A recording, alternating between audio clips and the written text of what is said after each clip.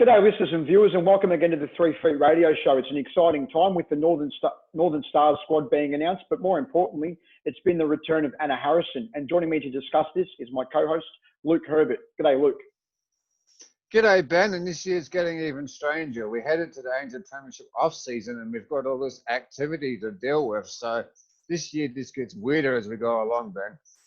I completely agree with that, Luke, and you're putting COVID as well, even stranger. And to talk about the Northern Stars squad and the signing of Anna Harrison is their head coach in Kiri Wills. Hello, Kiri. How are you? Hey, I'm good, thank you. Thank you for having me on air. Excellent. Thank you. Thanks for coming on. First of all, how did you coax Anna Harrison out of retirement to suit up for the Stars in next year's ANZ Premiership? That's what everyone wants to know. Look, I just picked up the phone and gave her a call, and when she didn't shut me down immediately, I thought, oh, I might be in with a chance here. You never know with retired players. But in terms of negotiating over the next sort of 24 hours after that, she really did want assurances around what her role was. She's very conscious of the player pathway and taking away opportunities for younger players to come through. So she did want to make sure that it was more of a mentoring role, and I said, yes, it is, but we will be wanting you to get out there on court and get us some ball. So it was a little bit of negotiating around that.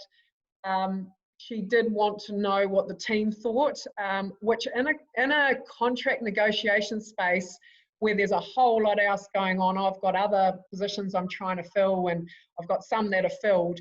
That was quite hard in terms of talking to people and making sure that the word didn't get out. But I did speak to 3 or 4 players, and including one of the defenders she's coming in to play with and mentor, and they were all really excited. I've got 2 defenders who are Ocean Maihi. We've introduced her to that level this year. She was a training partner for us, did a very good job for us in Beko in 2019. And we've also got Ali Timu, who hasn't had a lot of court time with the Pulse. We've seen her out there though. And so my thoughts around it was that Anna is going to be there to help push those players forward so that following years they don't need her in the back or in front of them, that they can do the job themselves. But yeah, I think she's a bit concerned a little bit about their court time, but there'll be plenty of court time when they earn it. And just coming left of field, and when I was pondering what to ask about Anna Harrison's return for this interview, and one of the things that sprung to mind was, does then Anna Harrison's return to a mentoring and playing role, isn't this kind of an argument that justifies a second ANZ Premiership team in Auckland? Or in other words, if we go back far enough, you had 2 teams in Auckland for the National Bank Cup as well. And it was really only when we went to the Trans-Tasman ANZ Championship that we went to 1 team in our largest population centre here in New Zealand. Yeah, it's. I think to answer your question, Luke, it's more around the lack of player depth, I think, defensively across the country. At the moment, we've got quite a few very, very good goal shoots available for selection for the Silver Ferns and for selection into ANZ Premiership teams. And also the mid-court at the moment, I wouldn't want to be a mid-courter trying to get into the Ferns at the moment because there's just a wealth of talent. With the recent retirements of the Liana de Brains, the Anna Harrisons, the Casey Corpus, Phoenix Karaka's pregnant, there's just quite a group of, I guess, your top-tier marquee defenders that are no longer there to help bring those players through. I'm pretty sure Phoenix will be back. That baby will be born and she'll be back into training the next day, I'm sure. But we've also recently lost Kayla Cullen. So I just think the timing of those retirements all together has meant that there's some beautiful young talent underneath ready to go. But for me, they have to be professionally prepared. So if they haven't shown that they can step up and behave in the expected manner that these are privileged positions, and these players have got to learn that the talent that they show early on in life isn't what's going to get them to that next level of ANZ Premiership. So there's a little bit of lack of depth around that defensive space to fill out 6 teams, and that being the 2 teams in Auckland, so Northern Stars and Northern Mystics. But every other position, we feel like there's a lot of cover. So I just think it's one of those things within a cycle that has happened, and also with Storm retiring as well. So I don't know. I'm quite interested to have a look at injury stats, because I think that defenders will retire earlier because they have more knee, back and ankle injuries. And I think that has a little bit to do with it as well. So that next level's not quite ready when they do move on. Does that answer your question?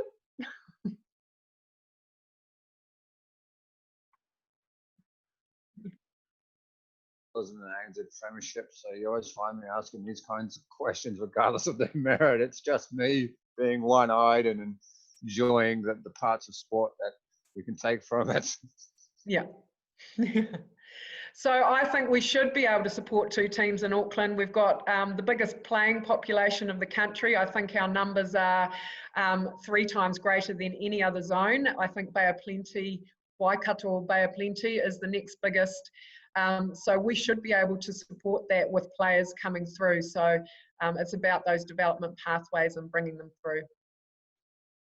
And the other big name signing, Kiri, is Gina Crampton. What does Gina Crampton bring to your team at the Stars? Oh, we're very excited about Gina coming. I'm really looking forward to that partnership with her and Maya in the shooting circle.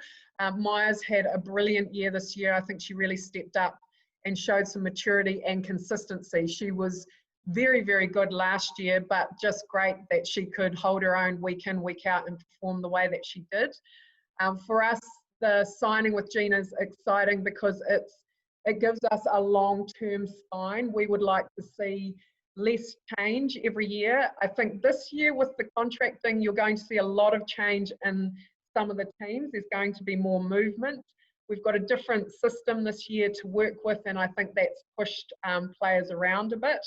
But Gina, for us, brings just that accuracy in her feed, her ability to get free with 2 or 1, and to always be available, circle edge, off the circle. We want to see that in our game next year. And yeah, for us, it's a long-term view of the franchise that those 2 would stay and become part of the furniture. So that's the most exciting thing about me, is that in that mid-court, we have got young players coming through, but that senior player has always been someone who's year by year in terms of coming back to us, and we would like to see that a little bit more solid, especially with your marquee signings. So very excited and can't wait to see her get off that line, turn and bang it into Maya. And just a follow-up question to what you said, and with COVID, do you think then with the player movement, and I'm speaking very generally, but in effect, are players coming home because of restrictions that you can get overnight basically on domestic travel in New Zealand? They're not going to be able to go see their families maybe in the off-season, or we don't have buys in the ANZ Premiership anymore, but I'm thinking the AFL. Yeah, no, the movement is around the collective employment agreement. We've always had, just to give you the basic nuts and bolts, we've always had a retainer that we have a minimum and maximum spend. And the only stipulation on that money was that there is a minimum amount that you could pay a player. So that was the past model. This year we're working with a model where it's tiered, and so there are payment bands, and there are only a certain number of players that can fit within each band. So teams who are top heavy in Silver Ferns, which isn't us, we've never been top heavy in current Silver Ferns, but teams who are top heavy in Silver Ferns, it may mean somebody might need to move to get the retainer that they require. So I think there has been a bit of movement around that. In negotiating, the biggest driver for movement is around who players are going to be playing with. So for Gina to come to us, it was because Maya is looking likely to be the goal shoot for the Silver Ferns of the future, and so that's who she wanted to play with. And equally, we had we had a number of approaches from mid-quarters wanting to play for us. And the first thing that they say when you ask them is, why do you want to move? They want to play with Maya. And likewise goal attacks. So it's, and then in other franchises where, say, the defence end is really strong, they might go, I want to go and play with this defender. So that has been the main driver that I've seen for movement this year. I think, Luke, for the travel part of it, it has been a little bit restricted, but I think the girls have realised that it's quite short term and that there will be space to go home and be with family if you need to. And we've let our players go home with the risk of them not being able to come back into Auckland at times, which is always something that as a coach you have to think through very carefully. So in the first lockdown, we had a couple go home, but people like Maya stayed in Auckland just in case there were regionalised levels. But this time around, they all left Auckland before they could be stopped. So we had a few players. So Maya and Mila went straight back to Wellington, and we had Ocean Maihi and Lisa Mather headed up north to Kiri in the Bay of Islands, which is where they're from. So, yeah. You keep talking about Maya, and the media over there absolutely have loved her in the way she's sort of seamlessly come in to play at the highest level. She's certainly got an exciting future ahead of her, and that combination with Gina, like you mentioned, that's going to be exciting to see as well, Kiri. Yeah, and look, I'm really excited about our goal attacks this year as well. Jamie Hume came out of her shell, and we were a little bit disappointed that we lost the last 3 games of the season, because I think people would have seen her step into her own. She was just getting better and better. For her, it was about rebuilding her confidence, and I think she's finally got there. So we're really excited about her combining with them as well. But we've also got options in Monica Faulkner coming back from injury, and Monica's always been a really sharp, exciting goal attack. She's got great movement, and her shot's always been very solid. So they're going to have some competition there. And then we also got Amorangi Maliasala, who's been over in the New South Wales Swifts Academy, and she plays both goal shoot and goal attack. So potentially there could be some time where you see Maya out at goal attack. But I've got plenty of options. We can keep the defensive ends guessing, and they're going to put a bit of heat on each other to, maintain intensity and keep performing really well, because there's competition there to go on court. And just a less sort of serious question that Ben and I chucked around off there, just because we're heading to the off season. We don't even have a draw yet for next season, despite the fact we're talking to you. But I've got to say, you had some stunning outfits that the coaches wore, or last season now, I nearly said this season. So can you tell us a little bit about the outfits you guys wore? Yeah, so we're sponsored by Augustine by Calico. Now, Kelly is a massive netball fan. She's also a very good netball player, very good wing defence back in her day, represented Auckland. And she's got a clothing line that is all about colour and femininity. And so she dresses us every year. I did worry when we first went and met her, because if girls out there know, her range is bright and lots of colours. And when we first went to meet her, she told us that purple wasn't her favourite colour. So we're kind of like, oh, okay. But purple has come back in style a little bit, so we've been quite lucky. But they also own a t-shirt company called Alaska Tees, where you can put whatever print on, use a whole lot of different style t-shirts. And so we like to be a bit cheeky, so this year we had different words depending on who you were printed on your shirt. So Kelly's a lot of fun, and so we try to have a bit of fun with her clothing on the sideline. It's a bit better than the old days when all you would wear would be like a pair of slacks and the tracksuit top of the team that you were coaching, Kiri, isn't it? A lot better. Yeah, although I don't mind that either. Like I don't mind being in my trackies on the sideline, but I think we've got a product to put out there. you know, we've got the cameras on us all the time. We need to make sure that our sport looks really good. And so people like Kelly are gold for us in terms of what she provides us with. So, and I do always get comments and people asking me where I get my clothes from. So that they do get a bit of mileage out of the TV coverage, and definitely she's got a massive following in her own right. So yeah, it's good.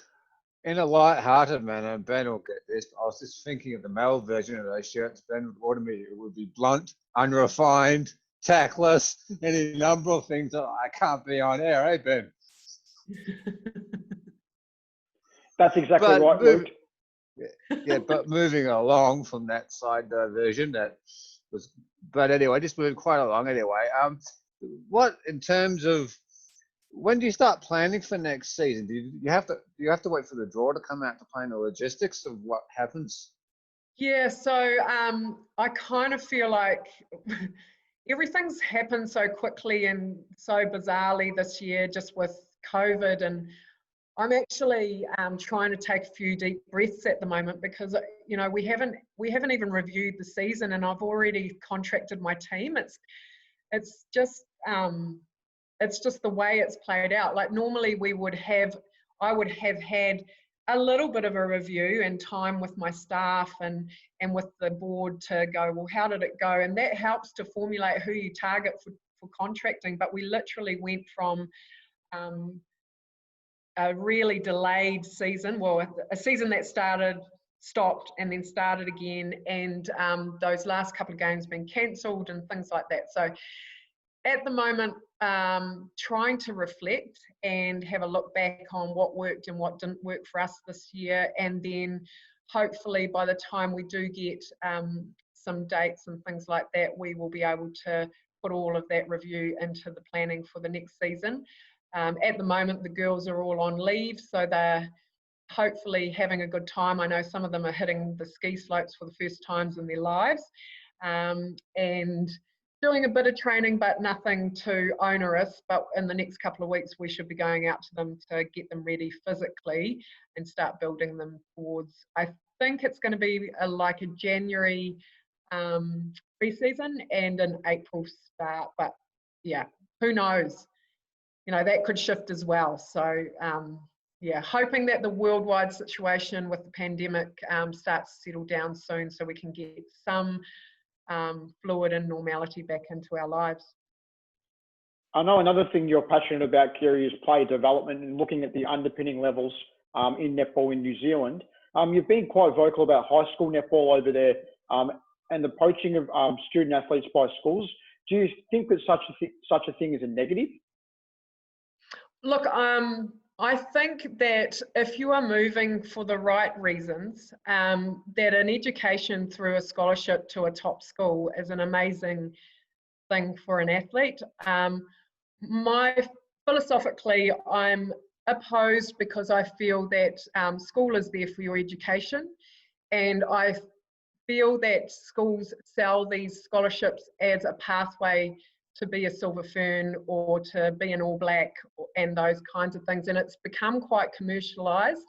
And so my one thing is the conduct of the schools around how they do that needs to be really well done. And I complain about it because there are some schools that are doing some really good work with some great coaches who are not named schools, and they lose players to not necessarily a better program or a better coach, but also it's the conduct. So when I was quite vocal about that, it was at Upper North Island Secondary Schools year before last, and I had been told by schools that players were being approached as they were leaving the court playing for their current school by a school that wanted to offer them a scholarship. Now, to me, that's just not right. And I also want athletes to know that it's not about the school, it's not about the coach, it's actually about you in the end. And if you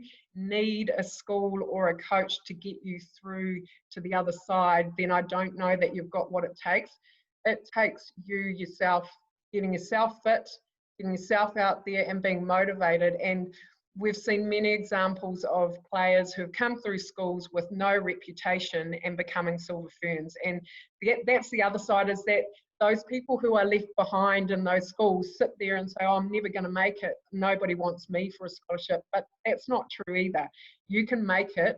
And my big thing is if you are one of those players that gets left behind by the scholarship system, it's actually an opportunity every week for you to perform really well and work hard, because you are in one of those schools that you need to play hard every week to win against the big guns. And then alternatively in those other schools is, I might have a slack game, I might be the top gun, but I can get away with having a slack game because I've got 6 other players around me that are going to cover up that I'm not having such a good game. So yeah, my philosophy is school is for education, and if parents would like to use the scholarship system to get a better education for their children, then that by all means, you know, that's a great opportunity. Just make sure that culturally it fits with you as well, because sometimes I know of scholarships that haven't gone well because the children or the young women that have gone to the schools haven't felt like they fit, that they weren't understood. You're leaving your whole friendship group behind. Yeah, there's pros and cons, but I'm definitely in the go to school to get your go to school, get an education, and the sport part, just work hard. If you want to be in the Ferns, it's about hard work and taking your talent to the next level, and you can do that at any school. This might seem out of the field or court question, but for those that have seen the film or TV adaptation, I understand that. Have you seen either the film or TV series Friday Night Lights? Because it seems to similarly tie into this topic in a circular manner. No, but tell me about it. Oh, okay. Well, the original film was taking a book from of the same title. It deals with Texas high school football and the pressures that and the social side of Texas dealing with that. And then there's a TV series adaptation that basically takes Texas high school football but sets it in fictional characters, and is by all accounts a very good series. There's probably a couple of minor flaws, but I binge watched it. So, you know, when you binge watch, you can pick out stuff more than if you watch a series of period of years.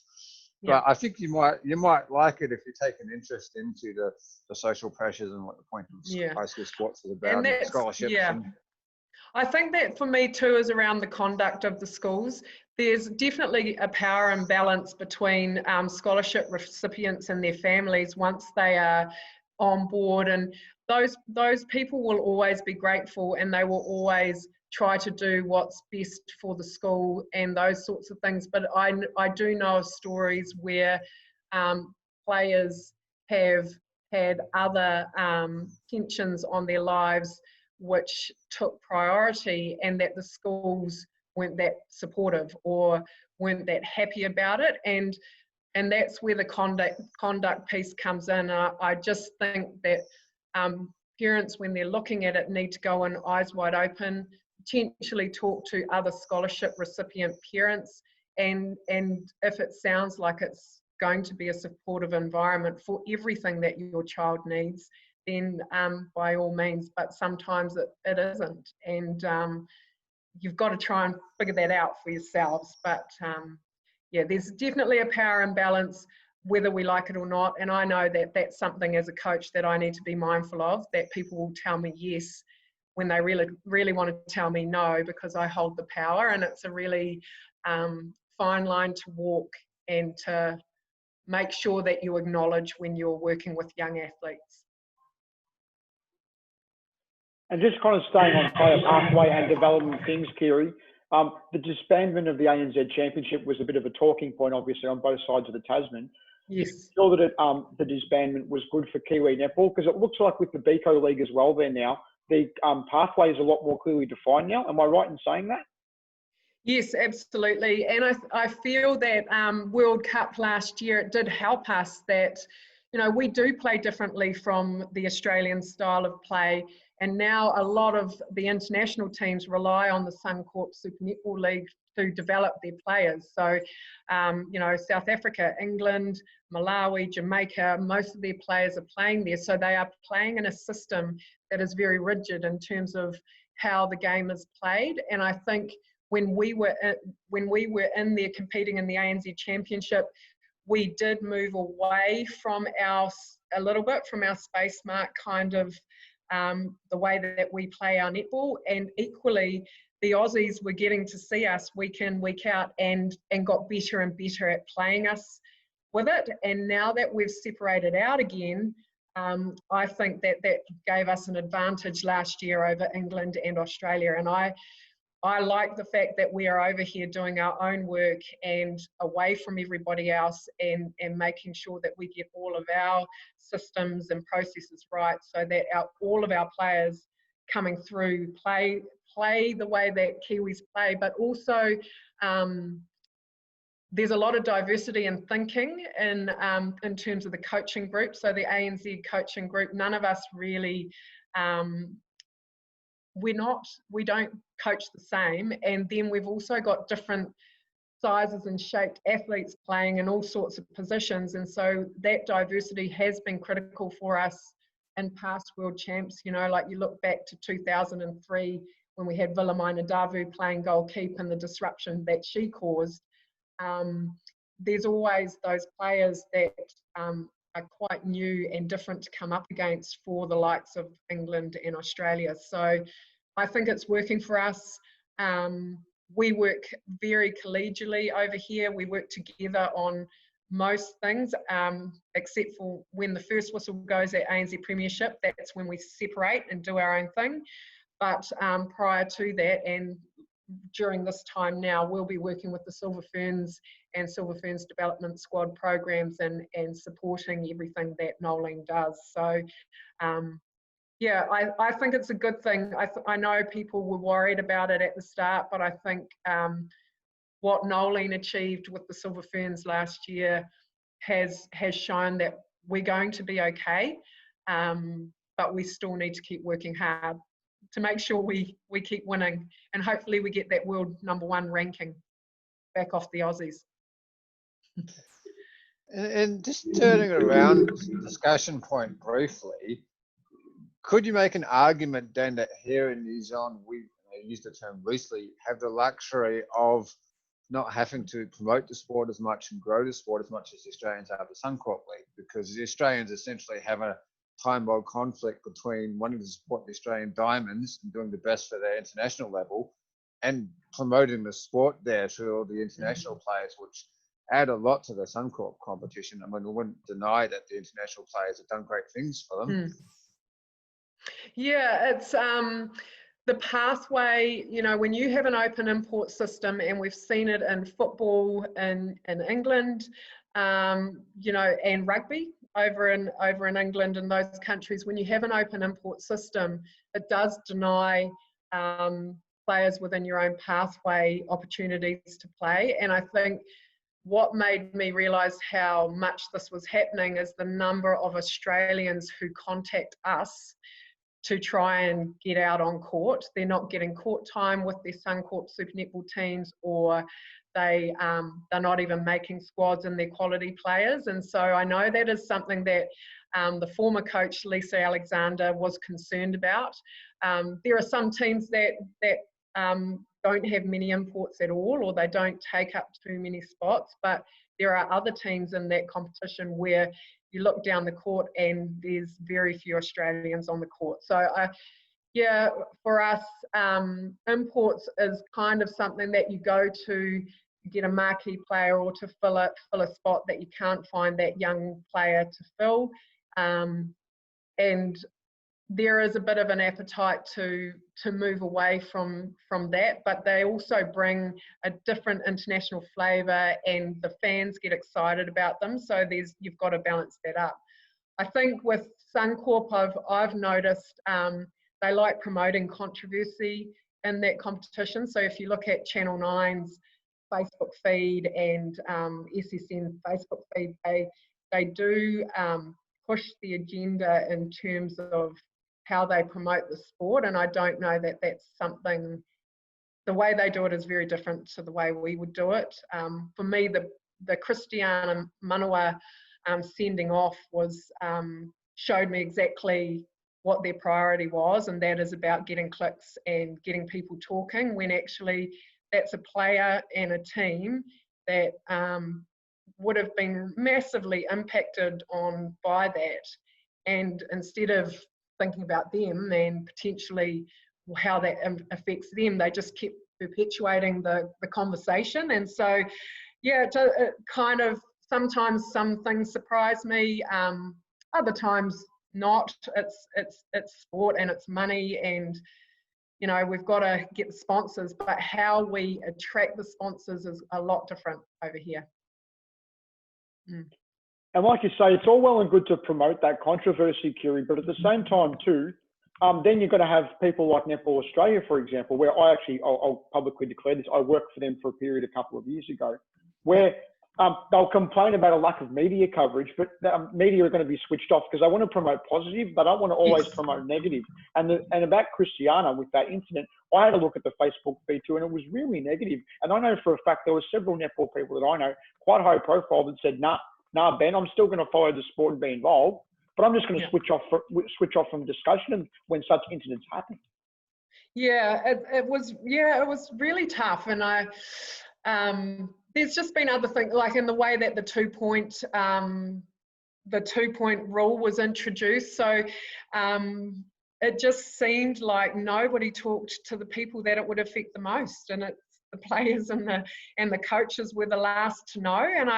And that kind of decision making is not how it works over here at all. So any changes that they want to make to the competition, like any ideas, and when I say they, it's pretty much Netball New Zealand, and so they have an events team, we have a sponsor who we need to look after, and so and a broadcaster we need to look after. So there's definitely ideas that are pitched, and there are some that all of us will say, no, that's not a good idea.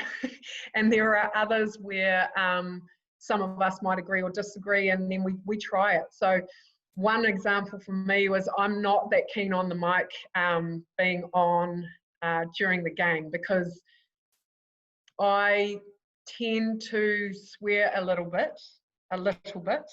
on the sideline, and my major concern was that I said something terribly inappropriate at the wrong time and the mic was on. And so we talked to Sky about it, and the solution was that they would tap me on the shoulder when I was on air, and they'd tap me on the shoulder to tell me that I was off air. So that to me is a system that's working together.